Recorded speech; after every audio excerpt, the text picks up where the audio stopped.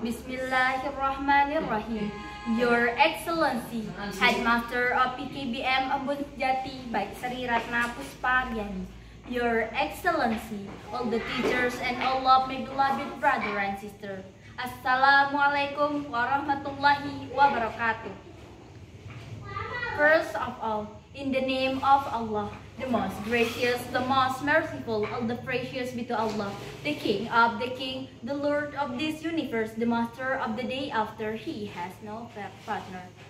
Peace and salutation to our noble character, the Prophet Muhammad Sallallahu Alaihi Wasallam, who has brought us from the darkness to the lightness, from the bad world to the good world. My name is Adinda Kiara Anjani Putri. Hari ini saya akan menjelaskan tentang growth mindset atau pola pikir bertumbuh. Di sini teman-teman bisa lihat peta konsep growth mindset menurut saya. Di sini ada dari sosial, PKBM, rumah, ada juga dari pengalaman dan juga diri kita masing-masing. Ada beberapa contoh seperti percaya diri, berani, sebuah proses, menerima kritik, berkolaborasi, konsisten, dan belajar dari pengalaman. Contoh growth mindset dari percaya diri yaitu saat membacakan puisi, aku membawakannya dengan sangat yakin meskipun aku belum tentu berhasil membacakannya. Namun, aku tetap bangga kepada diriku sendiri karena aku berani mencoba untuk membacakannya di depan banyak orang. Jadi, percaya diri bukan tentang hasil, tapi keberanian menunjukkan kemampuan. Percaya diri bukan perihal siapa yang ingin terlihat lebih baik, tapi berani keluar dari persembunyian di dalam kata tidak bisa. Percaya diri bukan berarti merasa paling hebat, tapi yakin diri kita mampu berusaha dan belajar serta tumbuh lebih baik dari sebelumnya. Selanjutnya ada berbagi pengalaman. Misalnya, terdapat sebuah kelompok belajar dan salah satu siswa sudah menguasai rumus matematika. Nah, seorang siswa yang sudah berhasil menguasai rumus matematika ini mengajarkan teman-temannya yang tidak bisa dan memberikan rumus sedikit demi sedikit agar teman yang tidak bisa ini mengerti secara perlahan. Mengajarkan temannya juga tidak akan merugikan si orang tersebut. Tapi dari situ mereka akan semakin menguasai rumus-rumus tersebut dan akan bermanfaat juga bagi teman yang tidak bisa, dan juga mereka akan sangat-sangat bermanfaat. Jadi maksudnya itu berbagi pengalaman bukan menunjukkan bahwa pengetahuan akan semakin bernilai bila dibandingkan dengan cara yang benar. Selanjutnya ada konsisten. Contoh konsisten misalnya hari ini band Pandawa akan melakukan pentas bernyanyi di acara perpisahan homeschooling PKBM Embun Jati. Nah, si vokalis bandnya ini selalu saja latihan nyanyi dari siang, sore, pagi, malam. Meskipun suaranya itu sangatlah menggema teman-teman ya, tapi dia itu sangatlah pede mengeluarkan suara emasnya. Dia juga mengajak teman-temannya untuk berlatih agar saat tampil nanti tidak mengecewakan, dan meskipun hasilnya tidak sempurna, dia akan terus mencoba. Dia juga menjaga pola makan dan tidak memakan makanan yang tidak sehat.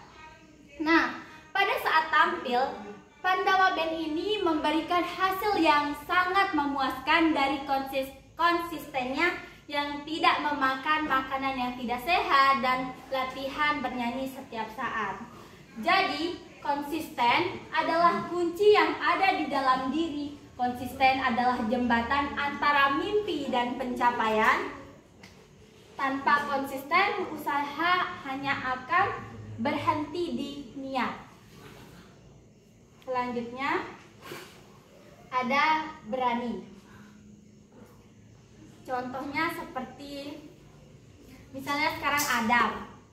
belum bisa pidato. Nah, tapi dia berani maju ke depan meskipun dia itu tidak bisa, meskipun hasilnya mungkin tidak sempurna, tapi dia berani maju untuk mengekspresikan dirinya di depan banyak orang.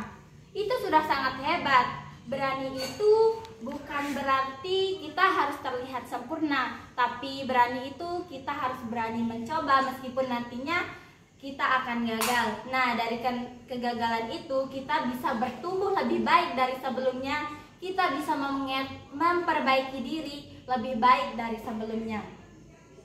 Jadi, berani bukan berarti tanpa rasa takut, melainkan berani untuk keluar dari rasa nyaman dan juga berani menjadikan rasa takut itu berkembang. Selanjutnya ada menghargai usaha. Apa contoh dari menghargai usaha? Contoh dari menghargai usaha yaitu salah seorang siswa yang kurang pandai dalam olahraga lari berlatih setiap pagi. Ia mencoba untuk mengikuti sebuah lomba. Meskipun nantinya ia ragu, namun guru dan teman-temannya tetap menyemangati. Jadi, hari akhir bukan satu-satunya ukuran proses perubahan atau proses usaha. Dengan konsisten menunjukkan bagian penting dari keberhasilan jangka panjang. Menghargai usaha atau proses juga bentuk menghargai diri sendiri maupun orang lain meski hasilnya nanti belum tentu sempurna. Selanjutnya yaitu ada menerima kritik. Contohnya seperti misalnya saya. Hari ini saya mempresentasikan tentang growth mindset dan saya mendapat teguran dari guru, teman-teman, dan orang yang mungkin mendengar saya presentasi. Dan di situ saya tidak boleh membantah atau menyela orang yang mengkritik saya, karena kan setiap orang itu memiliki persepsi atau pandangan yang berbeda-beda tentang apa yang kita ucapkan, tentang apa yang kita presentasikan. Jadi kita harus menerimanya dengan lapang dada. Dan dari kritik itu juga kita bisa belajar bahwa kita itu tidak harus perlu sempurna. Kita itu belum cukup baik untuk pendengar-pendengar yang lain yang mungkin belum bisa memahami apa yang ingin kita sampaikan. Jadi, dengan menerima kritik, kita bisa belajar menerima kekurangan yang harus kita sempurnakan. Melihat sedikit celah yang kurang, lalu kita memperbaikinya menjadi lebih baik dari sebelumnya.